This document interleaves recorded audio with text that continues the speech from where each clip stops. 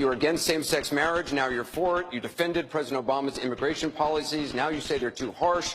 You supported his trade deal dozens of times. You even called it the gold standard. Now, suddenly last week, you're against it. Will you say anything to get elected? Well, actually, I have been very consistent over the course of my entire life. I have always fought for the same values and principles. Do you think New York State should recognize gay marriage? No. No. Okay. I believe that marriage is not just a bond, but a sacred bond between a man and a woman. I support marriage for lesbian and gay couples. I support it personally and as a matter of policy and law. So you're saying your opinion on gay marriage changed, or you changed your mind? I have to say, I think you are being very persistent, but you are playing with my words and playing with what is such an I'm just trying to clarify issue. So I can understand. No, I don't think you are trying to clarify. I think you're trying to say that, I used to be opposed and now I'm in favor and I did it for political reasons, and that's just flat wrong. So let me just state what I feel like you are implying and repudiate it. I have a strong record. I have a great commitment to this issue, and I am proud of what I've done and the progress we're making. Yeah, I'm sorry, I just want to clarify what I was saying. No, I was saying that you maybe really believed this all along, but, believed in gay marriage all along, but felt for political reasons America wasn't ready yet and you couldn't say it. That's what I was thinking. No. Just in July, New Hampshire, you told the crowd you, quote, take a backseat to no one when it comes to progressive values. I take a backseat to no one when you look at my record and standing up and fighting for progressive values. Last month in Ohio, you said you plead guilty to, quote, being kind of moderate and center.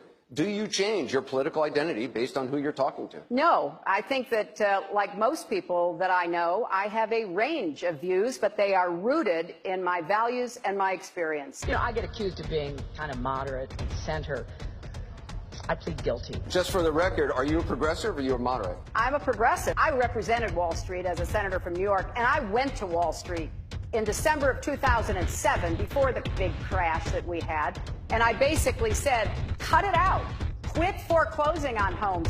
Quit engaging in these kinds of speculative behaviors. Now, who's exactly to blame for the housing crisis? I think there's plenty of blame to go around. Home buyers who paid extra fees to avoid documenting their income should have known they were getting in over their heads. Of course we have to deal with the problem that the banks are still too big to fail. We can never let the American taxpayer and middle-class families ever have to bail out the kind of speculative behavior that we saw. But we also have to worry about some of the other players. AIG, a big insurance company, Lehman Brothers, an investment bank. There's this whole area called shadow banking. That's where the experts tell me the next potential problem could come from. So I'm with both Senator Sanders and Governor O'Malley in putting a lot of attention onto the banks. And the plan that I have put forward would actually empower regulators to break up big banks.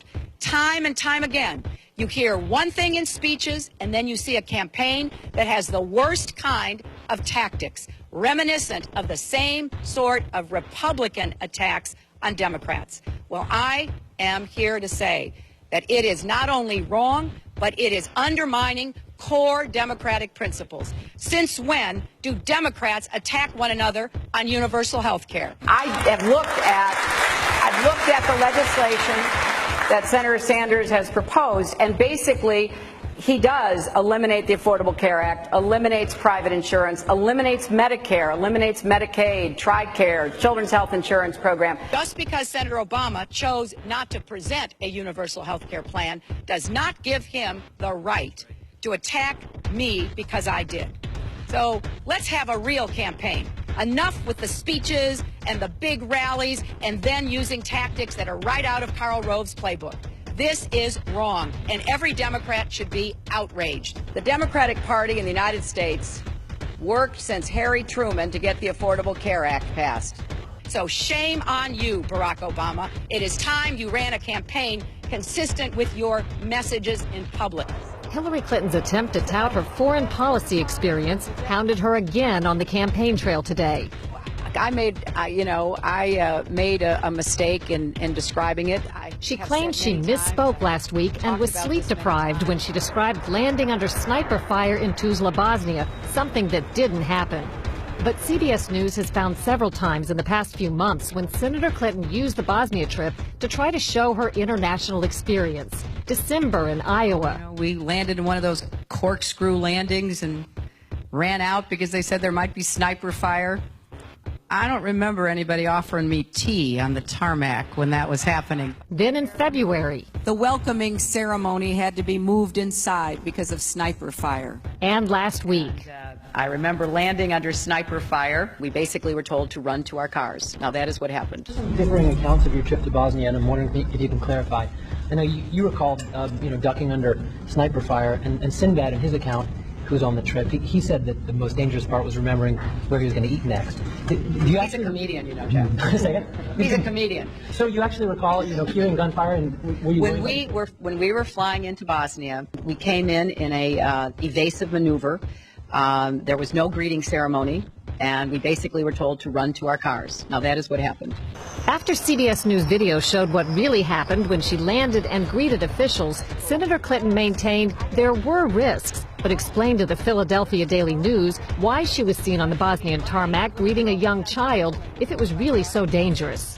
I was also told that the greeting ceremony had been moved away from the tarmac, but that there was this 8-year-old girl, and I said, well, I can't rush by her. I've got to at least greet her. So I greeted her, I took her stuff, and I left. Now that's my memory of it. Good to see you. Once again, her memory doesn't match our videotape.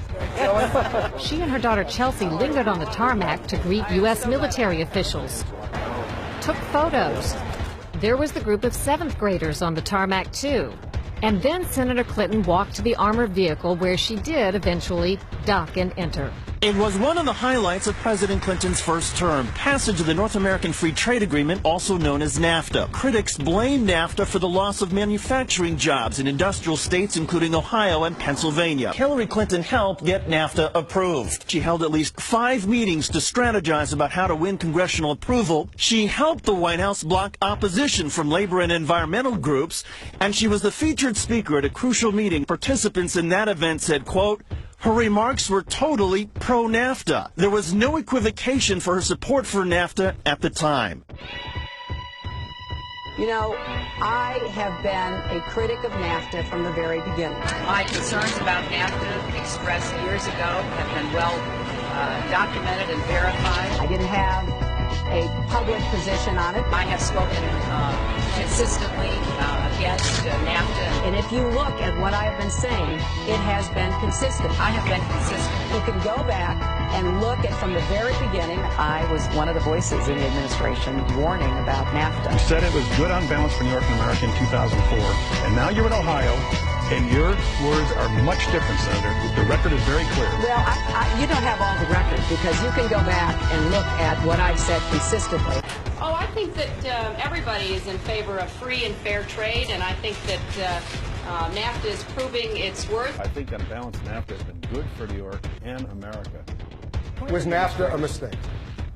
NAFTA was a mistake to the extent that it did not deliver on what we had hoped it would. Your opponents are saying that that's really part of a larger pattern with you, that you often avoid taking firm positions on controversial issues.